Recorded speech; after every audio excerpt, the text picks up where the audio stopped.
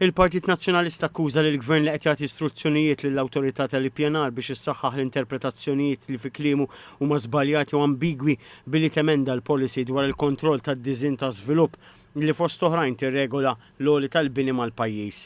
Il-Partit Nazzjonalista qal li minkejja li l-Gvern fetaħ konsultazzjoni dwar din il-bidla fil-policy bis-silenzju tagħhom l-uffiċjali tal-awtorità konfermaw li ebda waħda mis-16 il-sottomissjoni ma kienu kkunsidrati u li l-Gvern se jistina rasu u jifformalizza deċiżjonijiet żbaljati.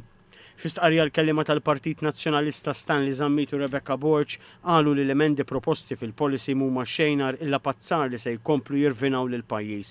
Qalu li dawn isejsu fuq strateġija skaduta nieqsa mill-istudji li analizzaw x'tip ta' żvilupp jista' jsir u x'tip ta' investiment jeħtieġ isir biex isostni tali żvilupp. Waqt li sostna li dawn l-emendi ma jserħu moħħat, il-Partit Nazzjonalista appella lill-Gvern biex skontu jieqaf jinħeba wara bidli ta' 18-il sena ilu u jerġa' jirrevedi l-policies biex jirriflettu l-pjani lokali aġġornati u mhux jillapazza b'emendi ambigwi. Min-naħa tagħha l-Kamra tal-Periti qalet li l-emendi proposti ma jġibux bidla materjali sakemm l-għoli tal-bini f'żoni ta' konservazzjoni urbana jew f'żoni għall-vilel u l-bungalows ma jintmessux.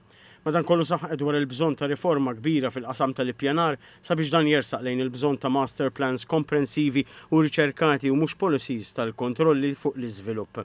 Il-Kamra tal-Periti appellat lill-Gvern biex jiżviluppa politika nazzjonali għall-arkitettura u waqaf bordijiet li assessjaw l-applikazzjonijiet ta' żvilupp fuq il-mertu arkitettoniku, joħloq strateġija tal-iżvilupp urban u kompetizzjonijiet mandatorji għal kull proġett minn fondi pubbliċi.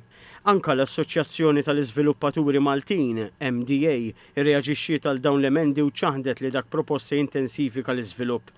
L-MDA qalet li l-emendi huma biss immirati biex jiċċaraw dak li diġà kien stabbilit fl-2006, jiġifieri li l-għoli tal-bini jrid ikun interpretat bil-metri u mhux bis-sulari. L-Assoċjazzjoni qalet ukoll mhux minnu li dawn l-emendi qed ibidlu dak approvat fl-2006. Waqt li laqat il-pass li ħadet l-awtorità biex tiċċara aħjar il-politika dwar il-kontroll tal-iżvilupp, qalet li qed tħares il-quddiem għall-implementazzjoni tagħhom.